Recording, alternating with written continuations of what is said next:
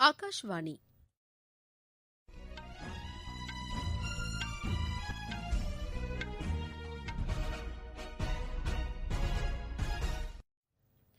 செய்திகள் வாசிப்பவர் மிருதுலா. தலைப்புச் செய்திகள்: கோவிட்-19 தடுப்பு மருந்துக்கான அனுமதி கிடைத்திருப்பது இந்நோய் தொற்றுக்கான போரில் ஒரு திருப்புமுனை என்று பிரதமர் திரு நரேந்திர மோடி கூறியுள்ளார்.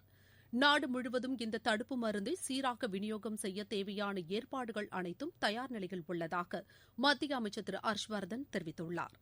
சிக்கலான தருணத்தில் மனித குலத்தை பாதுகாக்க அர்ப்பணிப்பு உணர்வுடன் பணியாற்றிய அனைவருக்கும் மத்திய உள்துறை அமைச்சர் திரு அமித் ஷா நன்றி தெரிவித்துள்ளார். அனைத்து தரப்பினரும் பயன்பெறும் வகையில் தமிழக அரசு பல்வேறு திட்டங்களை செயல்படுத்தி வருவதாக முதலமைச்சர் திரு எடப்பாடி பழனிசாமி கூறியுள்ளார். ISL கால்பந்து போட்டியில் கிழக்கு பெங்கால் அணி 3-1 என்ற கோல் கணக்கில் ஒடிசா அணியை வென்றது. இனி விரிவான செய்திகள். கோவாக்சின் மற்றும் கோவிஷீல்டு தடுப்பு மருந்தினை அவசரகால பயன்பாட்டிற்கு மத்திய அரசு அனுமதி அளித்துள்ளது. இன்று புதுதில்லியில் செய்தியாளர்களிடம் இதனை தெரிவித்த மருந்து கட்டுப்பாட்டு தலைமை இயக்குநர் திரு வி ஜி சோமானி, கோவிஷீல்டு தடுப்பு மருந்தினை சீரம் நிறுவனமும் கோவாக்சின் தடுப்பு மருந்தினை பாரத் பயோடெக் நிறுவனமும் உருவாக்கியுள்ளதாக தெரிவித்தார். இந்த 2 தடுப்பு மருந்துகளும் முற்றிலும் பாதுகாப்பானது என்றும் அவர் கூறினார். நிபுணர் குழுவின் பரிந்துரையின் அடிப்படையில் இந்த ஒப்புதல் வழங்கப்பட்டிருப்பதாகவும் அவர் தெரிவித்தார். இந்த 2 தடுப்பு மருந்துகளும் 2 தவணைகளாக செலுத்தக்கூடியவை என்றும் திரு சோமானி கூறினார். இந்த 2 தடுப்பு மருந்துகளுக்கு அனுமதி கிடைத்திருப்பது கோவிட்-19க்கு எதிரான போரில் ஒரு திருப்பு முனையாகும் என்று பிரதமர் திரு நரேந்திர மோடி கூறியுள்ளார். இதற்காக பணியாற்றிய விஞ்ஞானிகளுக்கு தனது பாராட்டுதல்களை பிரதமர் தெரிவித்துக் கொண்டார். உள்நாட்டிலேயே இந்த 2 தடுப்பு மருந்துகளும் தயாரிக்கப்பட்டிருப்பது இந்தியாவுக்கு கிடைத்த பெருமை என்றும் அவர் குறிப்பிட்டார். கோவிட்-19 பரவலை கட்டுப்படுத்துவதற்காக தன்னலம் பாராமல் பணியாற்றி வந்த மருத்துவர்கள், மருத்துவசார் பணியாளர்கள், செவிலியர்கள், துப்புரவு பணியாளர்கள் மற்றும் முன்கள பணியாளர்கள் அனைவருக்கும் நன்றி தெரிவித்துக் கொள்வதாகவும், உயிரிழப்புகளை தடுப்பதில் இவர்களின் பணி மகத்தானது என்றும் திரு நரேந்திர மோடி தெரிவித்தார். மத்திய சுகாதாரத்துறை அமைச்சர் டாக்டர் ஹர்ஷ்வர்தனும் வரலாற்று சிறப்புமிக்க தருணம் இது என்று தெரிவித்துள்ளார். நாடு முழுவதும் இந்த தடுப்பு மருந்தை சீராக விநியோகம் செய்வதற்கு தேவையான அனைத்து ஏற்பாடுகளும் தயார் நிலையில் உள்ளதாக அவர் கூறியுள்ளார். இந்த 2 தடுப்பு மருந்துகளும் மிகவும் பாதுகாப்பானவை என்று திட்டவட்டமாக தெரிவித்த அவர், உலகில் மிகப்பெரிய தடுப்பு மருந்து திட்டம் இது என்றும் அவர் கூறியுள்ளார்.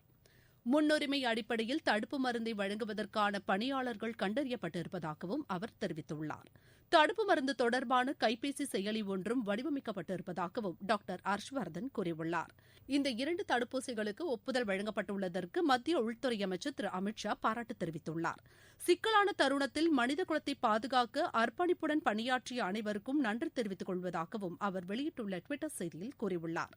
உள்நாட்டிலேயே தயாரிக்கப்பட்ட தடுப்பூசிகளுக்கு அவசரகால பயன்பாட்டிற்கான அனுமதி வழங்கப்பட்டுள்ளது நாம் அனைவரும் பெருமைப்பட வேண்டிய தருணம் என்று மத்திய சாலை போக்குவரத்து மற்றும் நெடுஞ்சாலைத்துறை அமைச்சர் திரு நிதின் கட்கரி தெரிவித்துள்ளார். மாநில மக்கள் நல்வாழ்வுத்துறை அமைச்சர் டாக்டர் விஜயபாஸ்கரும் 2 தடுப்பு மருந்துகளுக்கும் அனுமதி கிடைத்திருப்பது ஆராய்ச்சியாளர்களுக்கு கிடைத்த வெற்றி என்று கூறியுள்ளார். ஆராய்ச்சி பணிகளுக்கான அதிநவீன கட்டமைப்புகளை நாம் உருவாக்கியிருப்பதே இந்த வெற்றிக்கு காரணம் என்றும் அவர் தெரிவித்துள்ளார். கோவிட்-19 தடுப்பு பணிகளில் பங்காற்றிய அனைவருக்கும் தாம் நன்றி தெரிவித்துக் கொள்வதாகவும் டாக்டர் விஜயபாஸ்கர் கூறியுள்ளார். தமிழகத்தில் முதற்கட்டமாக முன்னுரிமை அடிப்படையில் கண்டறியப்பட்ட 6 லட்சம் பேருக்கு தடுப்பு மருந்து வழங்கப்படும் என்று மக்கள் நல்வாழ்வுத்துறை முதன்மை செயலர் டாக்டர் ராதாகிருஷ்ணன் கூறியுள்ளார். இன்று சென்னையில் செய்தியாளர்களிடம் பேசுகையில் அவர் இவ்வாறு கூறினார். இதற்கிடையே கோவாக்சின் தடுப்பு மருந்து மிகவும் பாதுகாப்பானது என பாரத் பயோடெக் நிறுவனத்தின் இணை நிர்வாக இயக்குநர் திருமதி சுசித்ரா எல்லா கூறியுள்ளார். சென்னை அகில இந்திய வானொலிக்கு அளித்த சிறப்பு நேர்காணலில் அவர் இதனை தெரிவித்தார். பாதுகாப்புக்குதான் உயர் முன்னுரிமை அளித்து இந்த தடுப்பு மருந்து உருவாக்கப்பட்டிருப்பதாகவும் அவர் கூறினார்.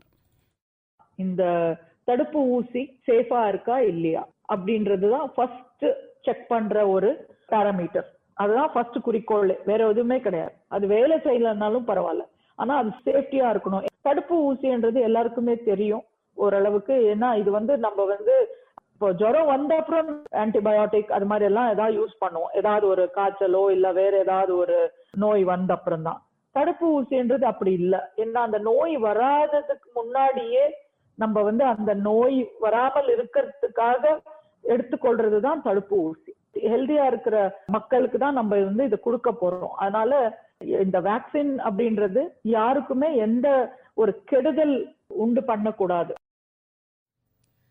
இந்த நேர்காணல் முழுமையாக இன்றிரவு 9 மணிக்கு சென்னை அகில இந்திய வானொலியின் அலைவரிசை ஒன்றில் ஒலிபரப்பாகிறது. மாநிலத்தில் உள்ள அனைத்து வானொலி நிலையங்களும் இதனை அஞ்சல் செய்யும்.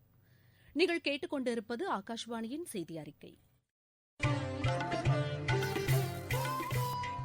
கோவிட்-19 எதிரான போரில் நமக்கான 3 கவசங்கள். முகக்கவசம் அணிவோம், தனிநபர் இடைவெளியை கடைபிடிப்போம், கை மற்றும் முக சுத்தம் பராமரிப்போம்.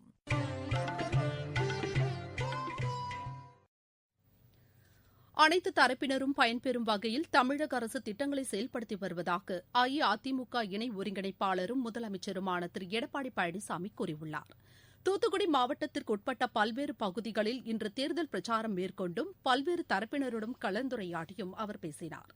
ஏழை மக்கள் வசிக்கும் பகுதிகளுக்கே சென்று சிகிச்சை அளிப்பதற்காக மினி கிளினிக்குகள் தொடங்கப்பட்டுள்ளதாகவும் அவர் கூறினார். மருத்துவ படிப்பு மாணவர் சேர்க்கையில் அரசு பள்ளி மாணவர்களுக்கு 7.5% உள்ஒதுக்கீடு வழங்கப்பட்டிருப்பதையும் அவர் சுட்டிக்காட்டினார். ஏழை மக்கள் பொங்கல் பண்டிகையை சிறப்பாக கொண்டாட வேண்டும் என்ற நோக்கில்தான் பொங்கல் பரிசு தொகுப்பு அறிவிக்கப்பட்டிருப்பதாகவும் திரு எடப்பாடி பழனிசாமி தெரிவித்தார். கொச்சி மங்களூர் இடையேயான குழாய் வழி எரிவாயு திட்டத்தை பிரதமர் திரு நரேந்திர மோடி நாளை மறுநாள் காணொலி காட்சி மூலம் தொடங்கி வைக்கிறார். 3000 கோடி ரூபாய் செலவில் 450 கிலோமீட்டர் நீளத்திற்கு குழாய்கள் அமைக்கப்பட்டுள்ளன. இத்திட்டத்தின் மூலம் இயற்கை எரிவாயுவை கொச்சியிலிருந்து எர்ணாகுளம், திருச்சூர் உள்ளிட்ட பல்வேறு மாவட்டங்கள் வழியாக கர்நாடகாவில் உள்ள மங்களூருக்கு கொண்டு செல்லப்படும். இதனையடுத்து வீடுகள் மற்றும் வாகனங்களுக்கு சுற்றுச்சூழலுக்கு உகந்த வகையில் சுத்தமான எரிவாயுவை விநியோகிக்கும் வாய்ப்பு ஏற்பட்டுள்ளது குறிப்பிடத்தக்கது. வேளாண் சட்டங்களுக்கு எதிராக தில்லியில் போராட்டம் நடத்தி வரும் விவசாய சங்கங்களுடன் மத்திய அரசு நாளை அடுத்த சுற்று பேச்சுவார்த்தை நடத்தவுள்ளது.